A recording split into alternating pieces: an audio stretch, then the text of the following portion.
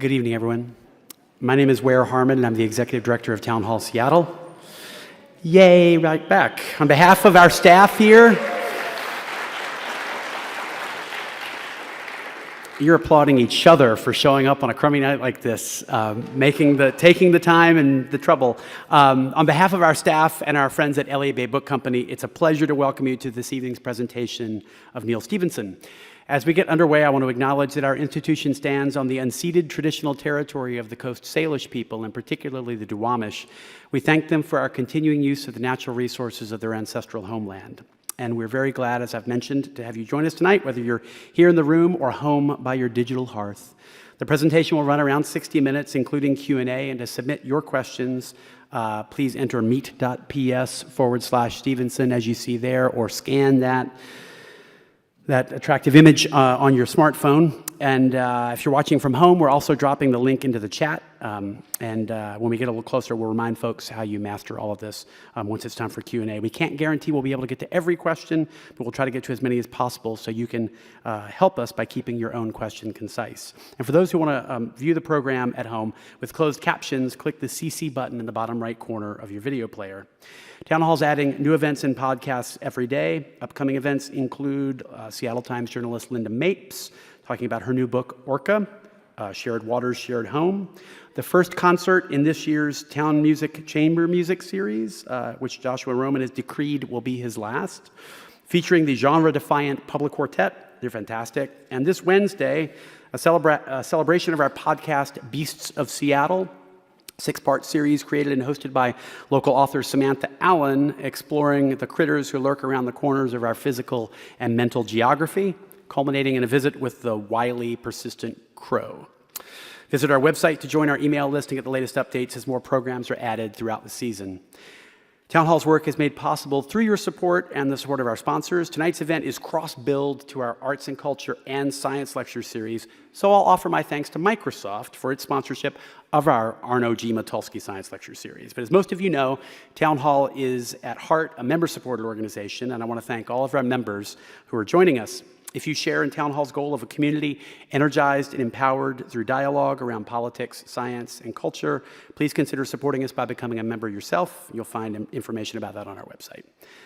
Lastly, I'm not a betting man, but I'm pretty sure you're going to want to go deeper into Neal's new book. If you're watching from home, please use the link in the chat below, or in building, you can visit the Elliott Bay table to pick up your copy of the book if you haven't done so already. Thanks to all of you who pre-purchased your book bundled. And I should say that all those books come pre-signed. There won't be any signing after tonight's event. So if you have a book in your hands, it's already been signed. And with that, Neal Stephenson is the New York Times bestselling author of the novels Fall or Dodge in Hell, Seven Eves, Rammed, and Anathem, The System of the World, The Confusion, Quicksilver, Cryptonomicon, The Diamond Age, Snow Crash, and Zodiac, and the groundbreaking nonfiction work In the Beginning Was the Command Line.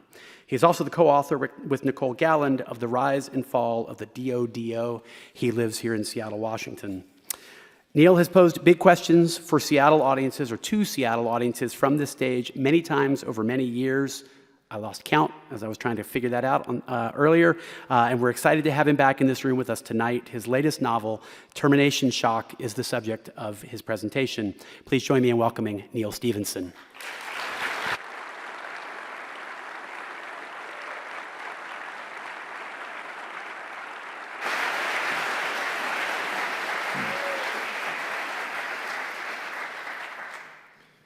Thanks for coming out.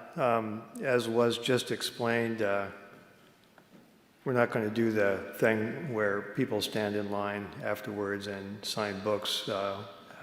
It seemed like the most efficient imaginable scheme for the spread of a respiratory disease. So we're doing it a different way. The good news is everyone just gets to go home when this thing's over. I'm going to do kind of a different thing. Normally when I do a reading, I read from my own book for obvious reasons, but this time I'm going to try quoting from some fascinating books written by other people. And as I do, I'm going to flash the covers up on the screen to give due credit to the authors so that you can follow up if you want to read more on your own. In 536 AD, the Byzantine historian Procopius was in Italy describing a year without a summer. During the whole year, the sun gave forth its light without brightness, like the moon, and it seemed extremely like the sun in eclipse, for the beams it emitted were not clear like those it usually makes. John of Ephesus reported similar phenomena in the eastern part of the empire. The sun darkened and stayed covered with darkness a year and a half. Although rays were visible around it for 2 or 3 hours a day, they were as if diseased, with the result that fruits did not reach full ripeness. All the wine had the taste of reject grapes. John Lydas, a Byzantine official, posited a physics-based explanation for this anomaly.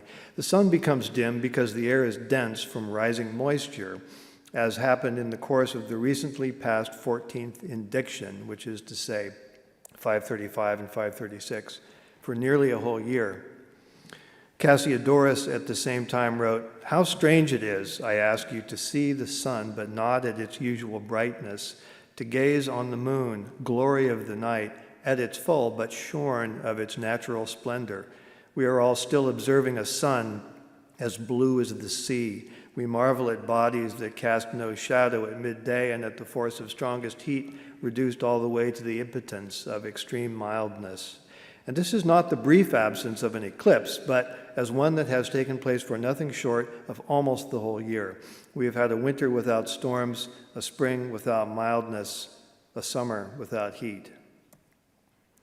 There was no way that these writers could have known it, but the events they were describing were triggered by 2 or 3 massive volcanic eruptions that all happened to occur in a span of a few years, beginning around 536 in other parts of the world. One might have been in Iceland, another somewhere in the tropics, and one was definitely at Ilopango in what's now El Salvador.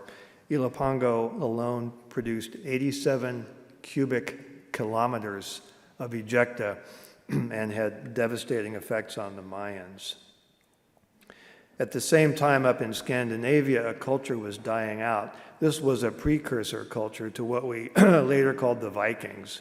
Historians have debated why this culture disappeared, and there were probably a number of reasons, but it couldn't have helped that in a part of the world that was already famous for cold weather and marginal agriculture, they got hit with a series of incredibly cold winters. No direct accounts survive, but the Nordic cultures that arose afterwards may have preserved some cultural memory of the event in their stories. For them, the end of the world would come not in fire, but in ice, a terrible winter called the Fimbulvinter, or mighty winter. Here's a passage from the Edda. "First of all, that a winter will come called Fimbulvinter. Then snow will drift from all directions. There will be great frosts and keen winds. The sun will do no good. There will be 3 of these winters together and no summer between." Another Eddic poem, the Seeress's prophecy, states, "Black become the sun's beams in the summer that follow. Weather's all treacherous. The sun starts to blacken. As the sun vanishes, the stars fall into the sea, where their heat raises a great steam that covers the sky." The Finnish Kalevala contains the following: "What wonder blocks out the moon? What fog is in the sun's way, that the moon gleams not at all and the sun shines not at all?"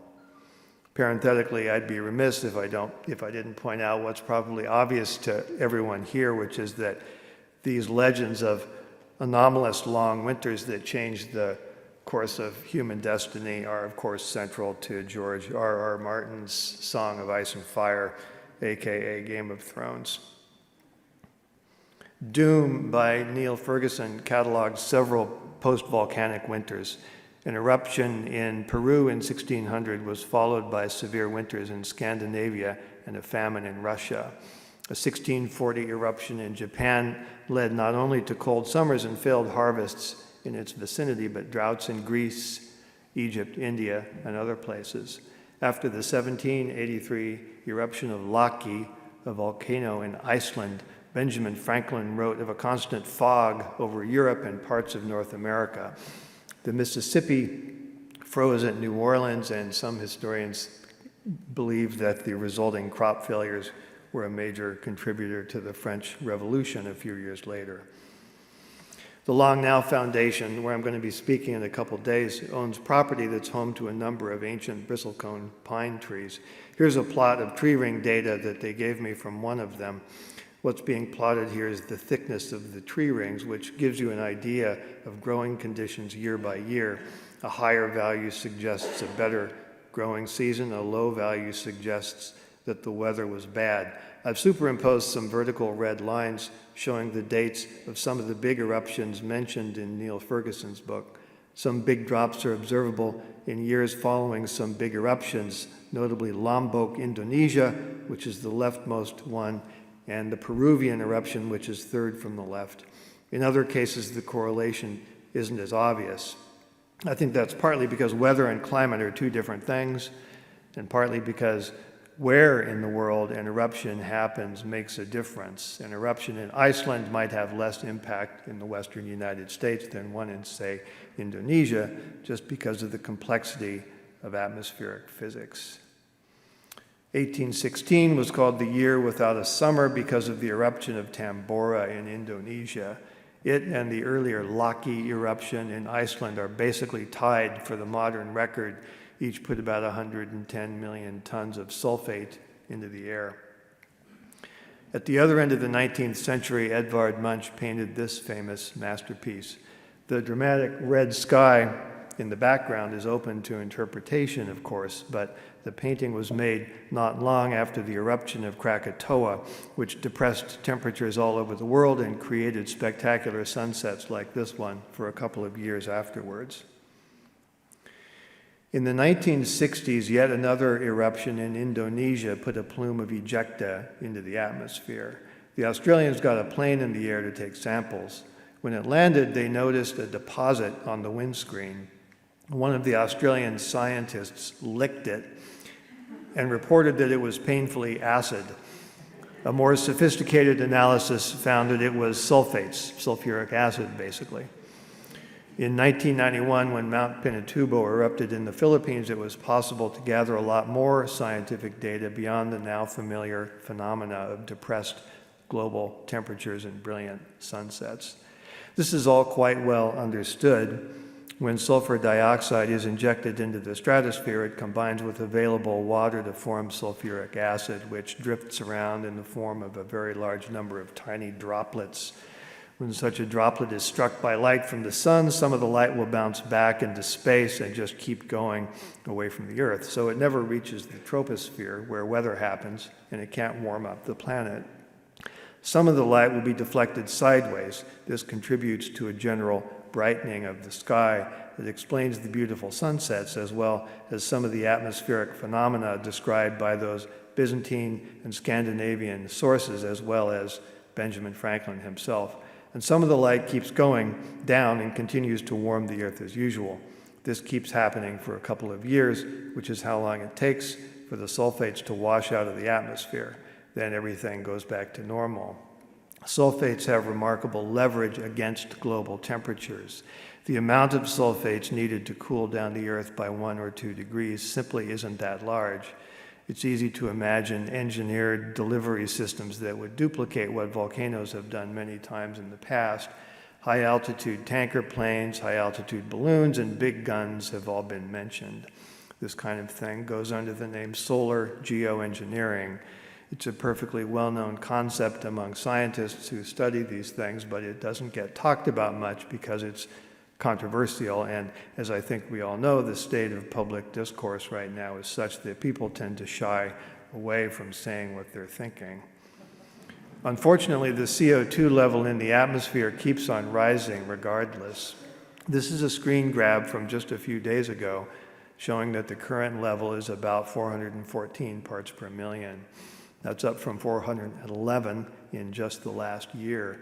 The graph on the lower right just happens to begin around the time I was born and shows that just during my lifetime, it's gone from below 320 parts per million to almost 420. Look at the shape of that curve. Not only is it going up, which means that the problem's getting worse, but it's got a little upward bend to it, indicating that the pace at which it's getting worse is accelerating. Prior to the Industrial Revolution, this number was in the mid-200s. Today, it's the highest it has been since a few million years ago, when the world had a completely different climate.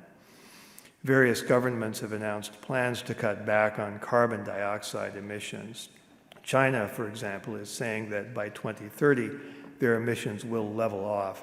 In other words, if they do that, and every other country in the world does likewise, the CO2 level will, at that point, become a mere linear function of time. It'll still be going up at an impressive rate, but the rate itself won't be increasing. This plot will no longer have that slide upward curve. It'll just be a straight line angling upwards. By something like 2060 or 2070, it's hoped that the world economy might reach net zero carbon emissions. This doesn't solve the problem.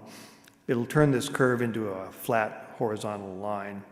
If the CO2 level in the atmosphere is, say, 500 parts per million in 2070, it'll remain that high until natural processes can bring it back down again, which is expected to take on the order of 1 million years. There are a lot of ways in which this is bad, but perhaps the most serious threat that we can expect to see materialize in coming years is that of so-called wet bulb disasters, in which temperature and humidity both get so high as to make the survival of humans a physical impossibility. Kim Stanley Robinson's Ministry for the Future opens with a harrowing depiction of one such event in India. That all sounds pretty bad, and like the kind of thing that a well-ordered society would mount an effective response to, but we're at the end of almost 2 years of a global pandemic in which a significant fraction of people refuse to believe in the very existence of a disease that's killing people all around them in the hundreds of thousands. So from all of this, it's completely obvious that the human race is going to have to build carbon capture technologies on an incredibly massive scale. If you think of this in terms of all of the coal mines that have been hollowed out of the Earth's crust, all of the petroleum deposits that have been drained, all of the forests and peat bogs that have been burned, basically we have to fill those back up again with stable carbon-containing compounds that we will have to manufacture. We'll need to do it fast. It will be by far the largest engineering project in the history of the world. I believe that we will do it, and that 100 years from now, this problem will have been solved. Atmospheric CO2 levels will be back to where they were before the Industrial Revolution. That's the good news. The bad news is that it's going to take decades, and during that time, we're going to begin seeing disastrous events, such as the one depicted in the Ministry for the Future. On those rare occasions when people talk about solar geoengineering at all, it's conventional to describe it as an idea that's on the extreme fringe and that deserves to be there because it seems so dangerous. Much more research is needed, is the usual conclusion. I do wonder whether it will continue to seem all that dangerous a decade or two down the road when climate disasters are leading directly to mass fatalities, particularly given the fact that nature has already performed the experiment for us on several occasions, and we know that the sulfates wash out of the atmosphere in a couple of years, returning everything to the status quo ante. Danger is always relative. Jumping out of a moving car is dangerous. But people are happy to do it when the car is about to go over a cliff. In my book, Termination Shock, an individual billionaire constructs a large gun that shoots sulfur into the stratosphere, simulating what volcanoes do. This is already basically a fait accompli at the beginning of the story, and so what the book is mostly about is how people react to it. Needless to say, not everyone is happy. And in that lies a story that I hope you'll all find entertaining. Just to give some sense of scale, the amount of sulfur that this fictional gun is capable of launching over the course of a year's continuous operation is about 1% of what Mount Pinatubo put into the air explosively. But in his mind, it's just a pilot project, and the plan is to build more such facilities in other parts of the world. Now, to tell this story, I've taken some liberties with, I've whipped out my literary license to tell the story in a way that I think is fun and entertaining, but maybe not entirely realistic. So I don't think it's actually a realistic possibility that an individual billionaire could get away with doing something like this. And so I've had to tell the story in a way that explains exactly how he's able to make that happen.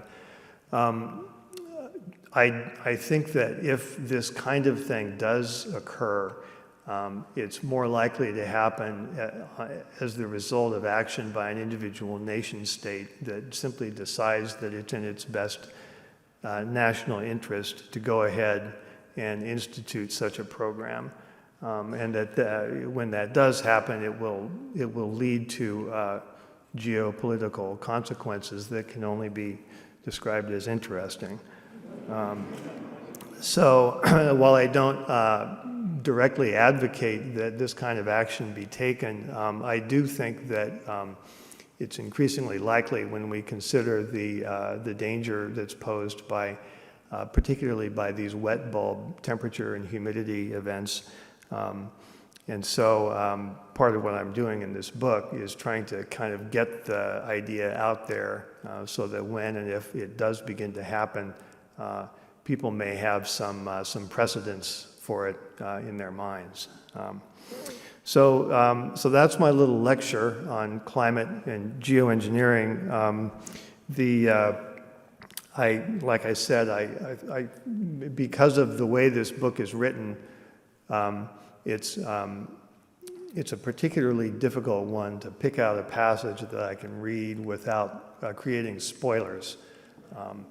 It's also a book where a lot of the dialogue happens among people who speak in different accents, and it used to be that I didn't worry about this kind of thing too much, but the quality of audiobooks has become so high in recent years that I've become self-conscious about my ability to read these things and do them justice. So that's why I decided to take the approach that I have instead of a conventional reading.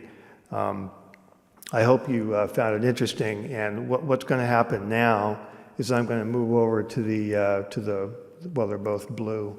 I'm going to move over to the closer of the two blue chairs, and we're going to do some Q&A, which is going to be, I believe, a sort of hybrid Q&A because we've got people sending in questions online, as well as obviously people in the room. So we're going to do that now.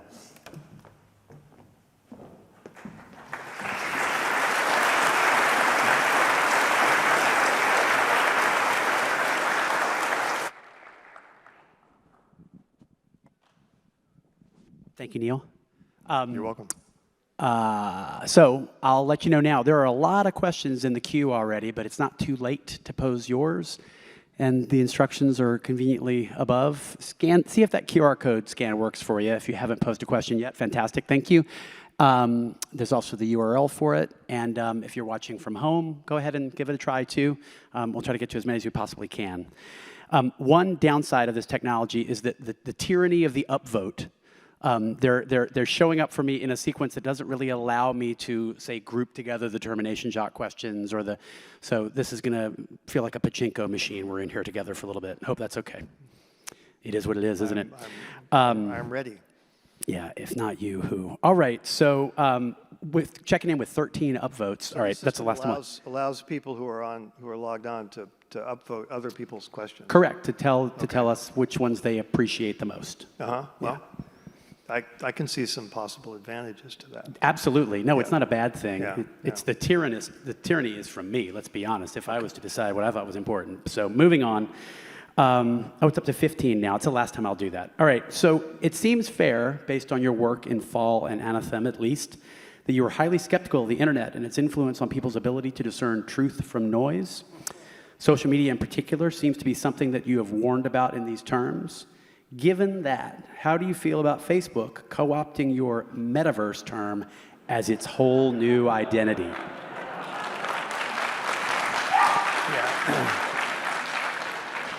How astonishing to get that question. Off the bat. I did not see that coming.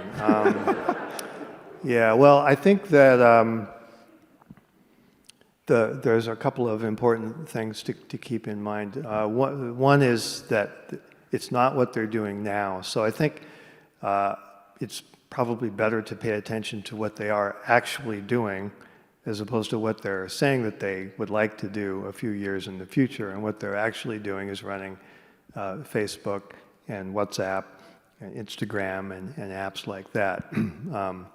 The other key thing to keep in mind is that what really matters isn't the hardware, that the output device, whether it's your phone or a virtual reality headset, but rather where does the money come from? So there's a line in Harry Potter where I think Mr. Weasley says, "Never trust anything if you can't make out where it keeps its brain." And you can say a similar thing about companies that seem to be gaining a huge amount of wealth without any obvious way of making money, because what they're doing is making money off of you,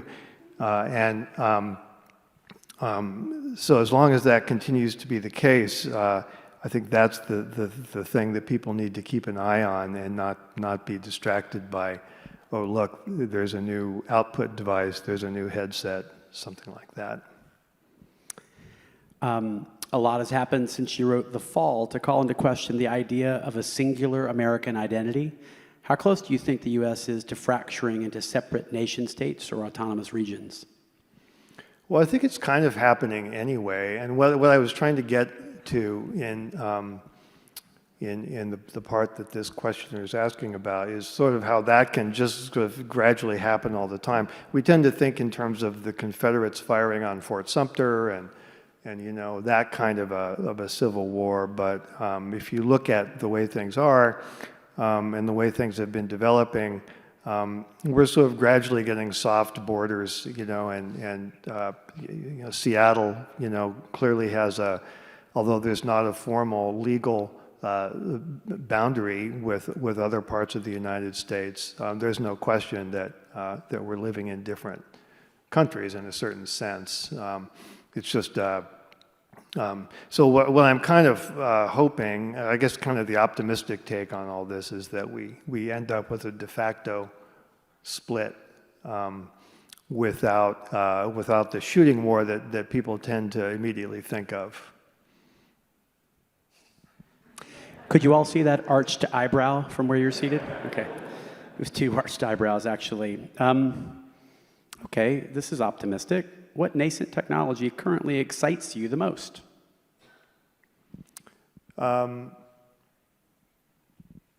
Here I was prepared for I see what you mean. Right? It's tough, isn't it? Yeah. I'll see if I can move around a little bit. Yeah. Okay. Do what I can.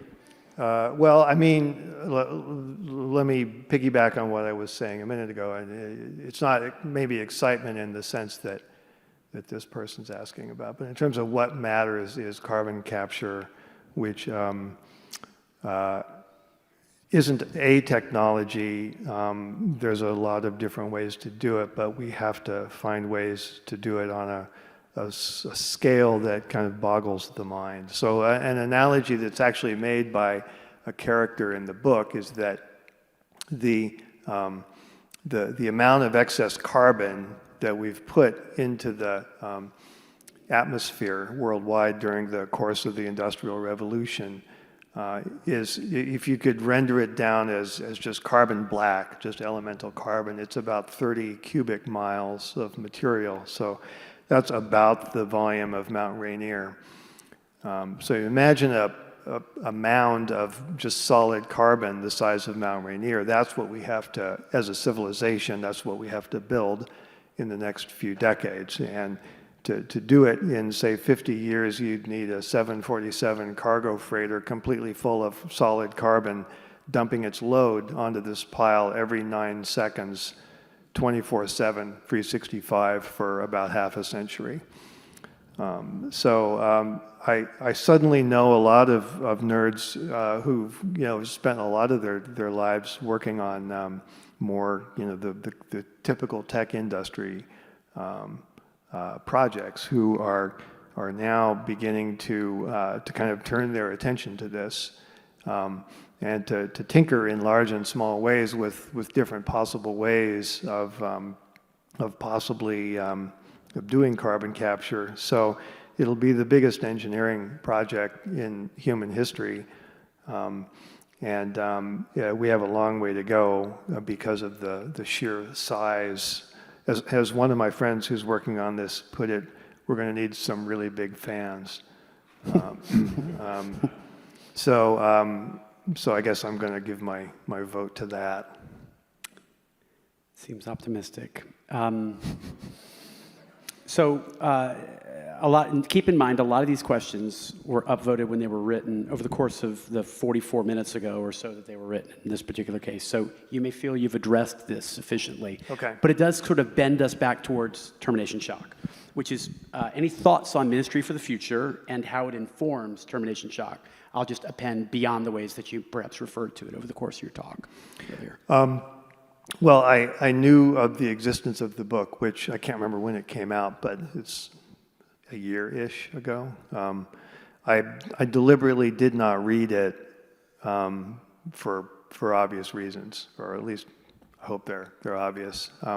So in that sense, it didn't inform the book at all. And the book was substantially finished at the beginning of this year. But now that I actually just ordered it a few days ago. And so now that the book is out and things are done, I look forward to reading it. I wish I'd seen this before when I posed that Facebook question. How did you come up with the term Metaverse in Snow Crash? Oh man, it's been a while. It just sounded cool, I guess. I needed a word for it. Sort of like, termination shock is. That became the title of this book because it sounded cool. So that's basically the... Upvote that. Yeah. Does sound cool. I think you covered this, actually. How did the COVID-19 pandemic impact you personally, and did the pandemic contribute to the speedier than normal development of termination shock? Yeah, I think it did. I had the idea and began writing it before COVID, and in the months just before COVID, I did some research trips, and for 2020, I had an itinerary in mind for places I wanted to visit to continue doing research, and those just fell like dominoes. I kept trying to move things around, and just with laser precision, COVID would hit the exact places I wanted to go. So I eventually just realized that I was going to have to write this thing from home, which in a way was kind of going back to the way I used to do it, because when I was writing books like Snow Crash, some of my earlier stuff, I didn't have the resources to just hop on planes and go on trips just to look at things. So I just had to sit alone in a room and make shit up. And so with termination shock, I had to go back to that procedure, and it was actually somewhat liberating in a way, and there's tools available now like Google Street View. So instead of going somewhere and just driving down a road just to see what that road looks like, I could just sit there and just keep hitting the little forward button for a few hours until I had, virtually done that drive. So it takes a little bit of the magic out of it. It sounds exhausting too, just terrible. What? It sounds exhausting too, the way you put it. Yeah, one's tempted to skip over certain parts, but I stuck with it. So I think that all does make it go fast, make the writing of the book go faster. Related-ish, which of your books did you most enjoy writing, and what made writing it fun? I like what I do. I've never had a miserable time writing a book. I would say there's a lot in the Baroque cycle that was particularly enjoyable, just because it's a swing for the fences sort of adventure story in a lot of ways, and I was able to pull in a lot of historical stuff that I thought was amazing and fun. I'm going to stick with some questions about writing, if that's all right. How have your views on the responsibility of the author changed, if at all, in the context of what some call a post-truth era, and especially as a writer of fiction and speculative fiction? Well, I think as a writer of fiction, I'm already kind of off the hook for post-truth. It's part of the job description right there. I'm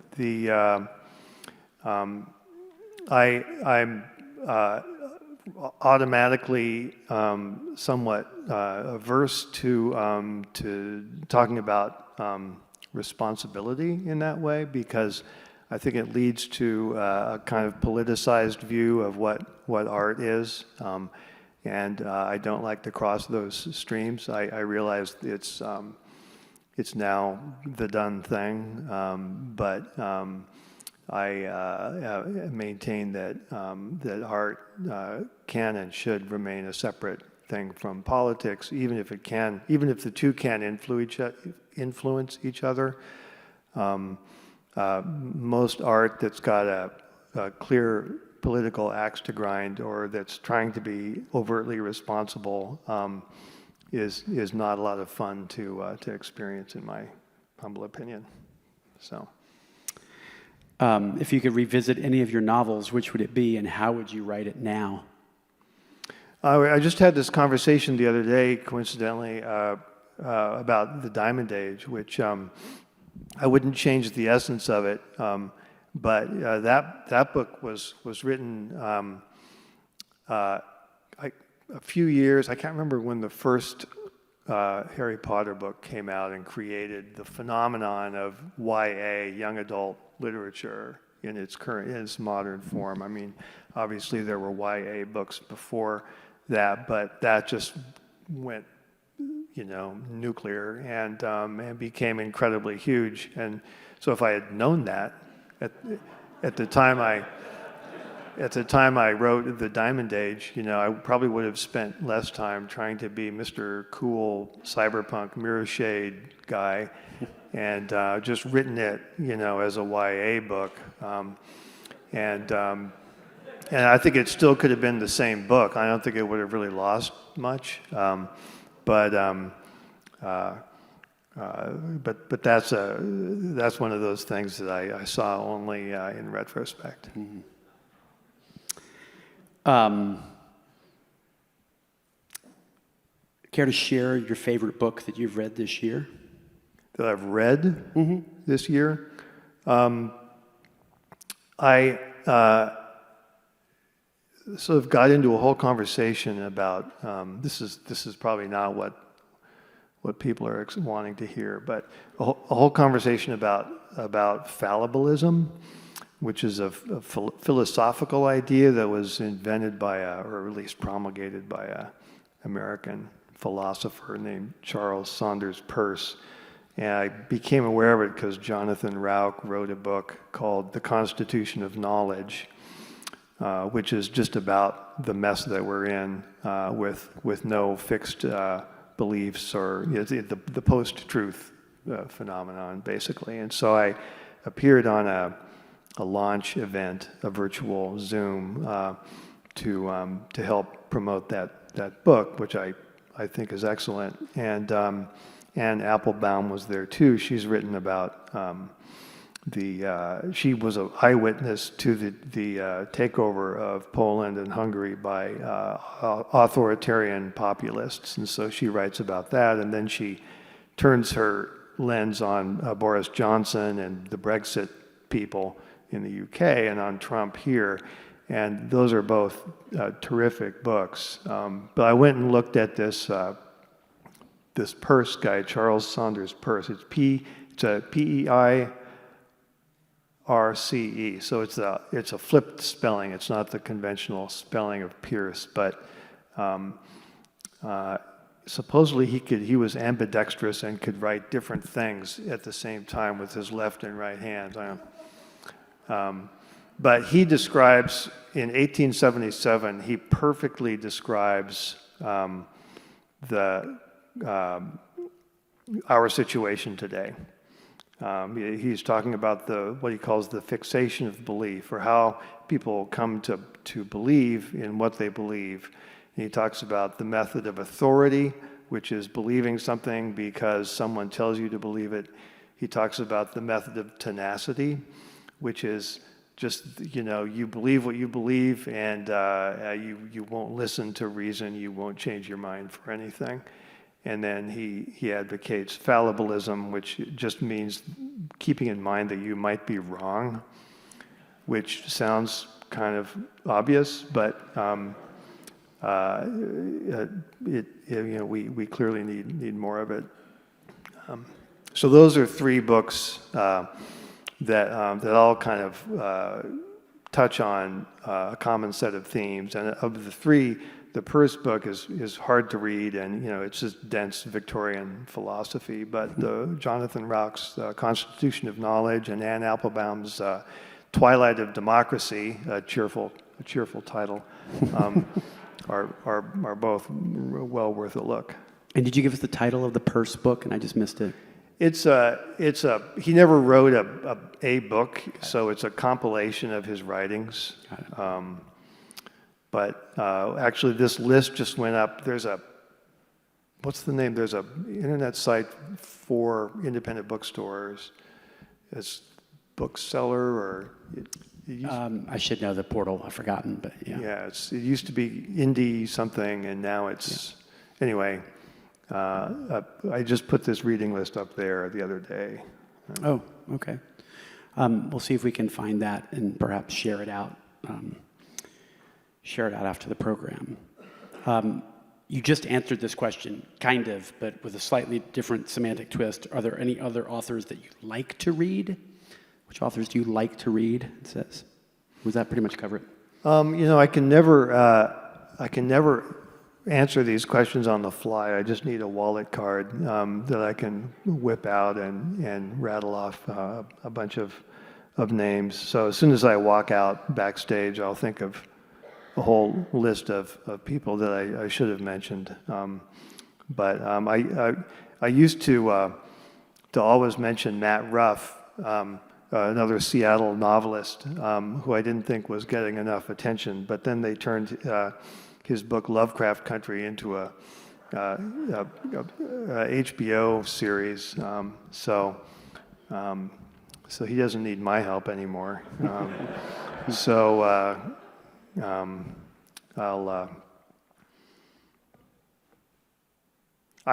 problem is that I mostly read history, so I don't read a lot of fiction.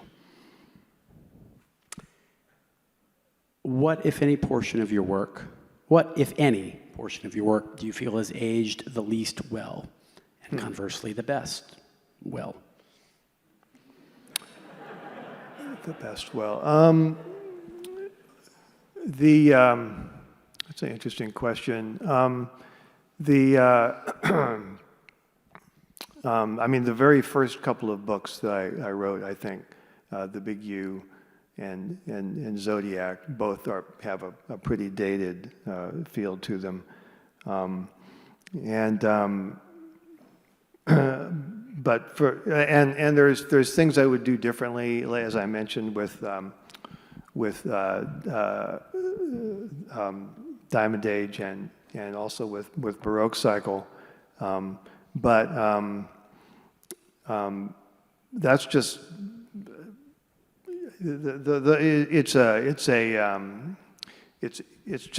it's specific bits, individual lines or bits within the book, as opposed to the whole structure of the book or the whole theme of the book, I think.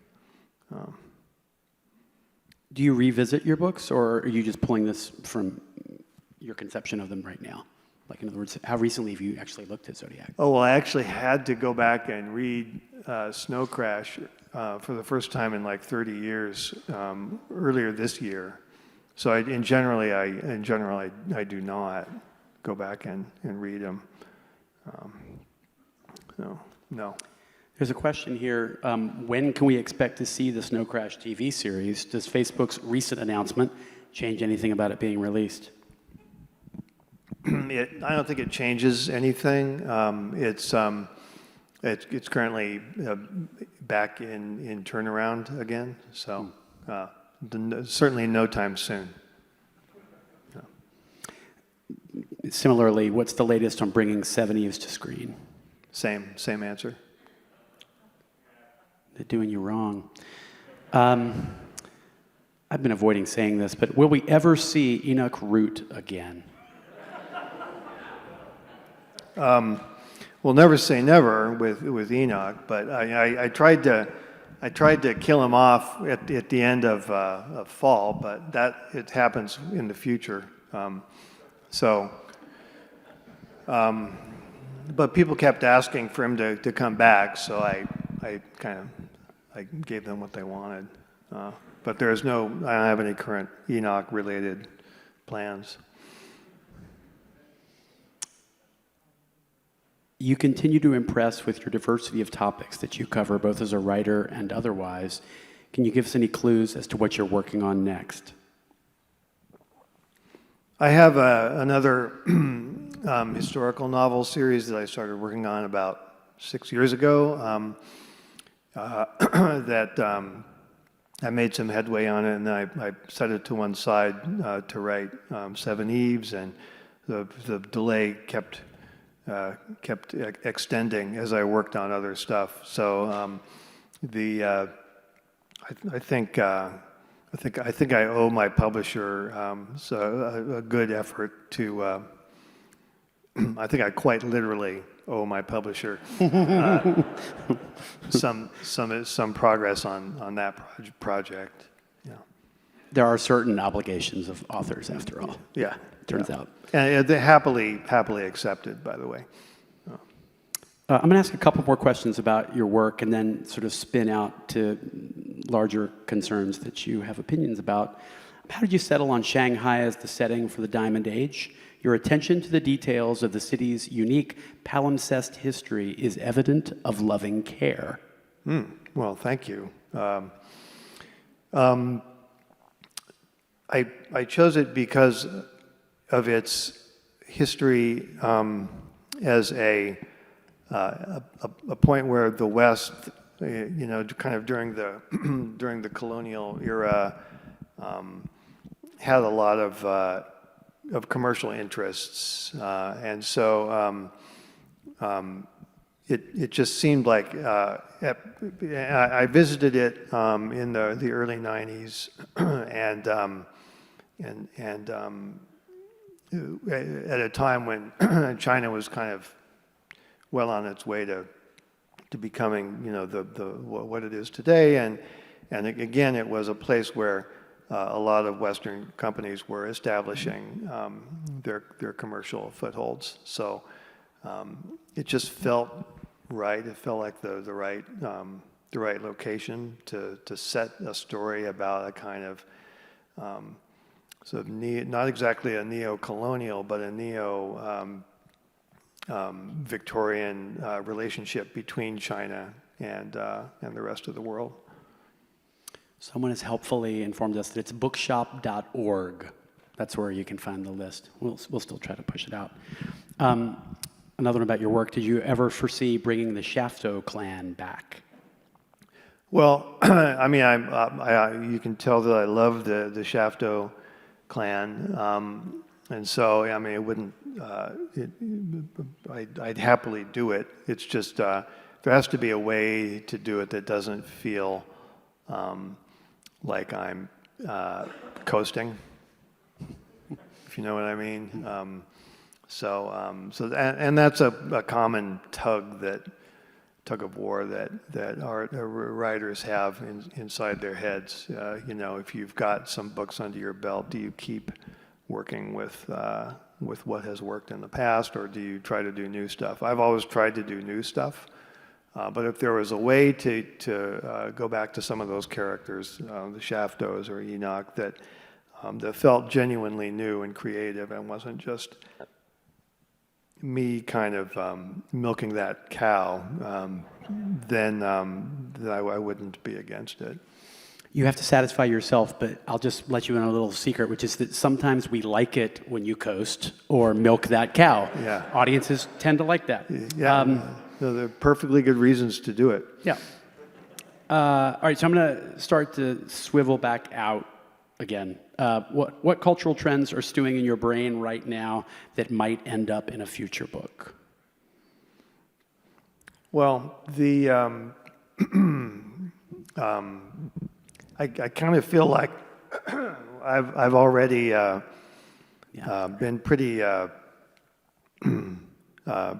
clear about some of my opinions in Fall or Dodge in Hell regarding the social media. I mean, so that's still very much a matter of current concern to me. But I'm not sure if there's new work to be done in that area.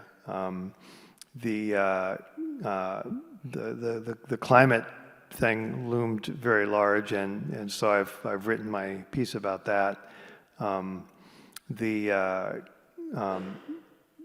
But I think if there's a new angle on that, it's what I was talking about earlier with, what does it look if we try to build carbon capture on a sufficiently gigantic scale? What didn't surprise you about the progress of technology in the past few decades? What didn't surprise you about the progress of technology in the past few decades? It was majorly upvoted, so other people are curious too. I mean, it's mostly surprises, right? So, so even things like Moore's law, which shouldn't be surprising because it's a law, is surprising in that it kind of keeps going upwards. So that's a tough question. It's a great question, but it's hard to think of unsurprising events. There's certain areas where less innovation seems to be going on, like steel production or designing overpasses or nuclear power reactors. And there are areas where surprises tend to be bad. So I guess the answer would be every time a bridge doesn't fall down, that's appropriately unsurprising. Every time it does, as Seattle seems to be the world capital of bad bridges, it's a surprise. Like who would have thought that the West Seattle Bridge would fall down again? Or it didn't fall down, but it's only been a few years since we put it up again. Anyway. You've mentioned that danger is relative, yet the pandemic suggests that at least half of society isn't able to judge that.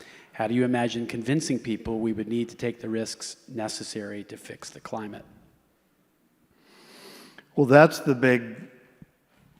big question, right? And I knew it was really hard even before the pandemic, but what's happened in the pandemic is mind-boggling. I mean, it's killed about twice as many Americans as World War II, and it's done it in much less time. And the bodies are hitting the ground all around us, I mean, at least in World War II, it was far away, but we're hearing sirens in the streets, and we all know people who work in the medical industry who've seen the results of this, and yet people refuse to believe it's real. There's people dying of this disease who, with their dying breaths, still claim it's a hoax. So I don't know don't know how you deal with that. I think there's a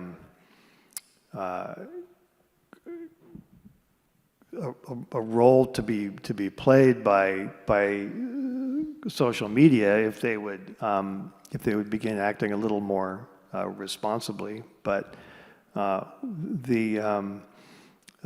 any system that gets created, it seems, is now being gamed in a very sophisticated way by bad actors who apparently think they have something to gain by making it so that we can't agree on things, so I don't know the answer to it, but I guess that's why I think that that a lot of reactions to the climate crisis may happen in governments that just don't care. I could see North Korea being an incredibly effective, roller outer of new climate technologies, which is not me loving North Korea, but they don't have to. They can get as much agreement as they want. Yeah.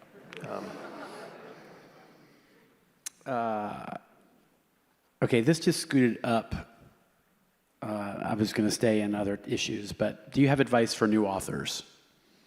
For new authors? Mm-hmm. Well, the thing is that the way that the business now works is so different from how it worked when I kind of broke in that I could now give like well-meaning advice that would be probably worse than no advice at all, because it's just not applicable to how things work now. So I mean, it's like you don't want to be the baby boomer telling people to stop buying avocado toast and invest in a house. It's all kind of irrelevant. It was true when they were kids. It's not true now. So I would just have to give advice based not on how the business works, but on how writing works. And I think that boils down to practice and just doing it. And I guess the single worst mistake that I see is somebody will go to a lot of effort to write a book and then they'll stop writing and spend a year or two trying to promote that book or sell that book, when what they should just do is throw it away and write another book. Because what matters in the end is that you keep doing it and get better. I'm going to audible this, and since there's no signing line, do another 10 minutes or so, if that's okay. You've got literally 24 more questions, so that people would typically pose to you in that long line. So if you don't mind, I'll do another 10 minutes or so. Oh, yeah. Is that okay? Sure.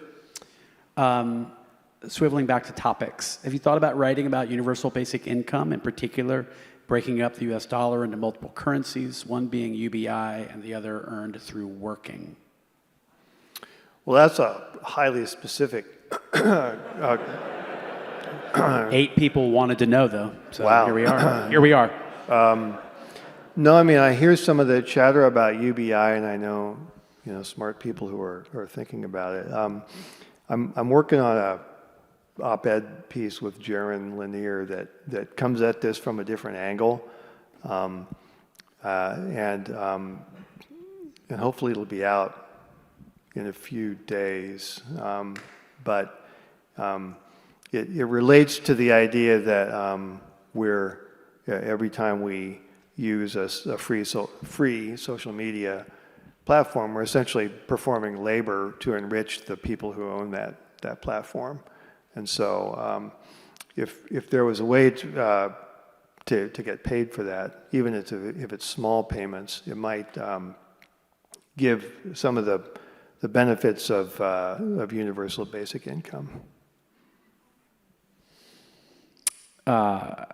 from the Department of Questions you may not feel able to answer. You worked at Blue Origin at one time. Are you seeing any of your concepts from the beginning now coming to life? The turtles. Speak more. They've got a coat of arms that's support. You know, in a full coat of arms, there's animals that support. They're like a unicorn or a lion or something like that. So the supporters are tortoises, and that was that comes from the idea of the tortoise and the hare. So that was me. But the stuff that I worked on was it's exactly not what they're currently doing. So I worked on, and I say this without any rancor or regret. It's just the whole point of what happened in the first few years was to look at some kind of very unusual and out there kind of schemes to see if anything had changed, you know. So, you know, at that point it was 2000. The Apollo program had been, you know, flourished in the 1960s. So, you know, okay, in the last 40 years, what's different? What new technologies do we have that that if the Apollo people had them would have caused them to go down a different road? And so we looked at a bunch of ideas for different ways of building rocket or alternatives to rockets, actually. But that's not what they're actually doing. I still think that they should build a really tall tower, but I'm not getting much traction with that suggestion. Such is the fate of philosophers since the dawn of history. Yeah, I know. I shouldn't ask that. Okay, termination shock-ish question. How much has the collaboration on hieroglyph influenced the termination shock? How much? What was? Has the collaboration on hieroglyph influenced the termination shock? Well, Hieroglyph was an anthology that we put together in conjunction with the Center for Science and the Imagination at Arizona State, which came out of a conversation with Michael Crow, the president of Arizona State. We were on stage and something like this, and he was egging me on. He was saying, "Look, we've got the engineers, we've got the labs, you know, we've got computers and smart people. You know, we need you science fiction geeks to start coming up with cool ideas to build like it used to be back in the old days. And instead of, you know, writing gloomy dystopian, you know, sad goth stuff."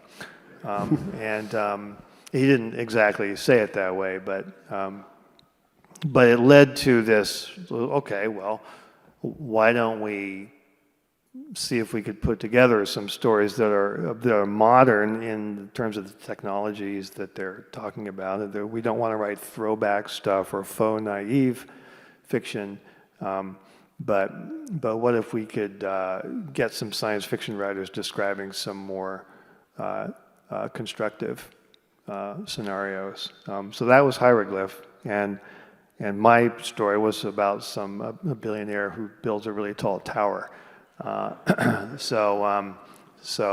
Again, that has not resulted in the construction of anything, but for sure that general mindset of hey, let's just build something. Let's, you know, roll up our sleeves and go to work and use our technology to you know, solve a problem with a technological fix is very much at the heart of Termination Shock. It's what this guy is doing. It's what this billionaire is doing, and the kind of note of realism, I hope, is in the way everyone reacts to that when he takes that step, because you can't just start messing with the climate of the whole world and expect that everyone's going to just sit still for it. I'm just going to do two more questions, but one concerned person and another upvoter wants to know if Neal would like another glass of water. You can be okay for two more questions? I'll be fine. I'm a terrible host. I missed that entirely. Is this? Yeah, it's interesting that they're. Now I'm becoming kind of self-conscious. Like, what else? They're watching you. Yeah. What they're else watching. are they noticing? Yeah. Neal's getting thirsty. Yeah. You should have that spot on your forehead looked at. Yeah. I don't know why I'm going to ask this, because I can't tell if it's a serious question or not, but at this point, are you more bullish on AR or VR? Well, I mean, for me, augmented reality, AR, is just personally more interesting than VR, which is where VR, the only stuff you see is generated artificially, and you can't see your surroundings. And in AR, you can see your surroundings, but stuff is added on. So I worked in AR at Magic Leap from 2014 until 2020, and it was fascinating. It's a really interesting area. I tend to think AR is has a brighter future, simply because people like to move around and don't. The experience of being completely blind to what's really in your environment, to me, I think is just not something that is going to get as much mass acceptance. But it's harder. There's a whole bunch of ways in which doing AR is a harder problem, both in the technology of the headset, how that works, and in the creation of content. So it just takes longer to get there. It's safe to say you're in a room full of admirers, but this one admirer and at least 7 other people want to know if you shave and shine that beautiful head every day, or specifically for us. Well, there's no shining. There's no additional process beyond the shaving part of it. And actually, during kind of the depth of COVID, I slacked off, and sometimes my hair got as much as like a 1/16 of an inch long, and I started to look kind of disheveled. But it just basically, when you do that, it starts to get kind of itchy. So having it long is okay, and having it totally shaved is okay, but there's an in-between phase that's just kind of annoying. And so a few months ago, I just decided to pull my socks up and go back to every day. So no, it's not just for you guys, as wonderful as you are. It's for me, so I'm not doing this all day. I want to say 2 last things. First is, it is never going to be any easier than this moment right now, or the next 15 minutes, for you to have a copy of Termination Shock that's been signed by Neal in your hands. So I urge you, if you didn't pick up a copy on your way in, to buy one from the LA Bay table on your way out tonight.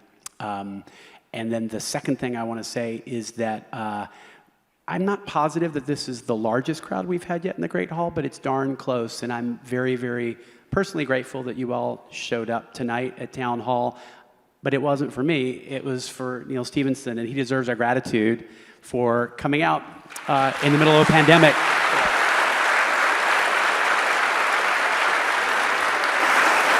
Thank you.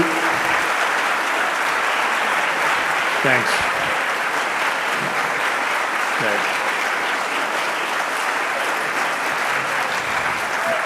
Thanks very much, and sorry we can't do the epidemiologically disastrous signing line. But Next time, we'll commit a disaster. Thank you all. See you again soon.